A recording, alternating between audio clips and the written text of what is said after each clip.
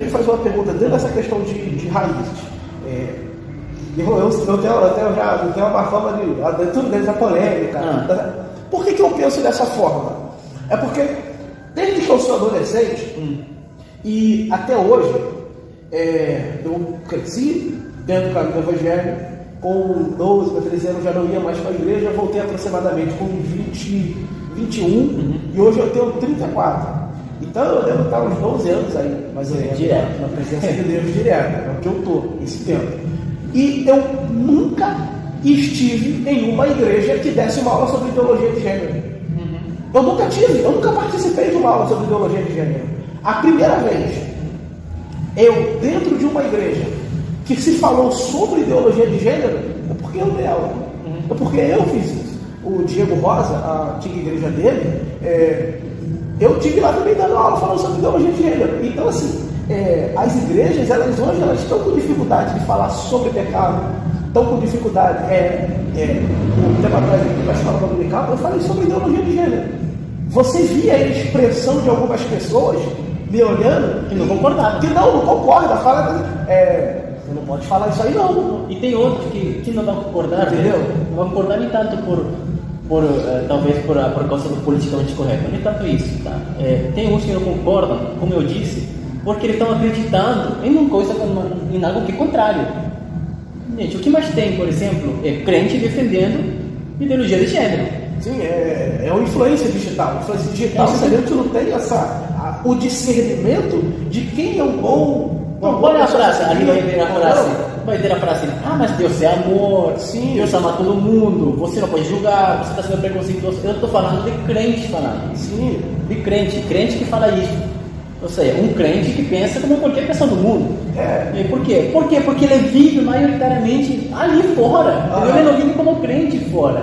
Ele vive de fato como crente aqui dentro, mas lá fora ele se envolve com questões, sabe? Ele não tem mais isso. A base do meu questionamento é esse. A igreja, em geral, não uma questão de denominação, a igreja brasileira em geral, ela não parte muito para cima do confronto com relação à informação. Exemplo, como eu penso com relação a passar e a transmitir conhecimento. Não é deixando de falar sobre sexo que você resolve o problema. Nem dentro de casa, nem fora de casa. Se eu tenho um grupo jovem, eu preciso falar sobre relação sexual. Até porque a internet está aí. O acesso, a informação, seja a pornografia, o acesso a pessoas, conselheiros sexuais.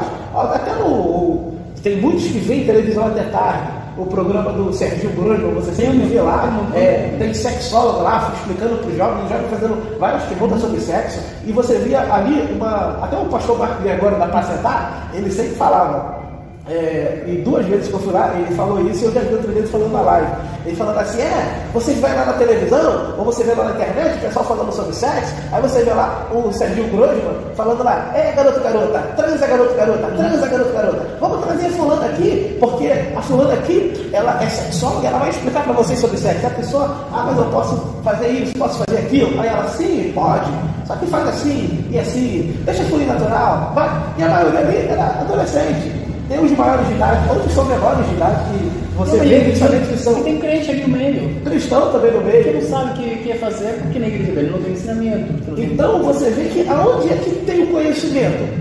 Lá fora no mundo. Ou seja, o conhecimento que está sendo transmitido para a juventude cristã, quando a igreja se omite, é um ensinamento mundano. Então não é omitindo a informação, muito pelo contrário, é passando a informação que você diz para eles da forma correta. Aí quando a gente chega na igreja, um belo dia resolvemos falar, não pode fazer sexo antes do casamento. Como é que a gente chega? De uma forma negativa. Falando o quê? Não pode. Aí já começa o problema. Entendeu? Por quê? A gente fala, não pode, mas a gente diz assim, olha só, em vez de você começar a ter relação cedo, porque você pode ter um DST, você pode se arrepender de ter relação com a pessoa que você teve relação, você pode engravidar, você pode se tornar pai, que a consequência não é só para a menina, é para o homem também, porque ele também tem que assumir o filho. Então, o pai e a mãe pode gerar problema de um lado também do outro. Então, você precisa pegar a juventude e explicar o porquê. Qual é a vantagem de esperar se casar? Qual é a vantagem de construir um relacionamento em vez de só achar uma pessoa e ter relação? Então, A minha pergunta para você, ela tem esse sentido. Essa fraqueza emocional de não saber lidar com esses conflitos e até questionar doutrinas da igreja, é quando a gente fala assim, a gente não apoia o aborto, a gente não apoia a eutanásia, entre outras coisas, ideologia de gênero, deixando bem claro. Ideologia de gênero é aquilo que se ensina. Se a pessoa é homossexual, quer ser homossexual, é uma opção sua. Isso. Agora, se a Bíblia falar algo com relação ao comportamento homossexual, porque já foi comprovado já que não é uma doença, é um desvio de comportamento. Muitas das vezes é um transtorno. Muitos sofreram sérias questões, abuso na infância. Eu acredito que a ausência paterna também, a ausência daquela figura masculina, tem questões emocionais que levam a isso. Então, quando a igreja se omite a passar essas informações, essa falta de uma raiz mais profunda na palavra, uma estrutura, é consequência também dessa falta de posicionamento da igreja? Antes de responder, eu queria dizer, a gente não está dizendo, e que fique claro, que o questionamento é uma crise emocional. Sim, a gente não está dizendo isso. A gente está dizendo que a crise vem, tá, por falta de posicionamento naquele momento. Por exemplo, é quando você fica, não é simplesmente uma crise emocional, não é uma dúvida, tá? É uma ansiedade, é uma angústia que ocorre dentro de você, que te faz perder o sono, que você não consegue produzir nada, sabe? Que te afeta emocionalmente, entendeu? É isso, uma crise. Você pode ser posicionado. Me posiciono a favor, sei lá, de tal ideologia. Pronto, você não vai ter crise nenhuma, você já está posicionado. Me posiciono contra. Posicionado. A crise é quando você não sabe se inserir nisso aí, você não sabe escolher, você acaba se... não é apenas uma dúvida passageira.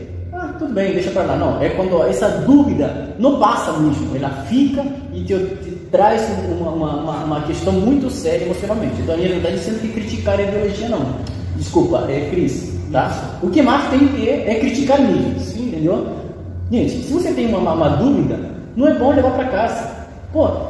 Alguém pode perguntar, mas será que Cristo ressuscitou? É uma pergunta válida, e alguém tem que te responder. Não, Cristo ressuscitou porque aconteceu isso, os documentos provam isso, enfim. Só assim você vai aprender.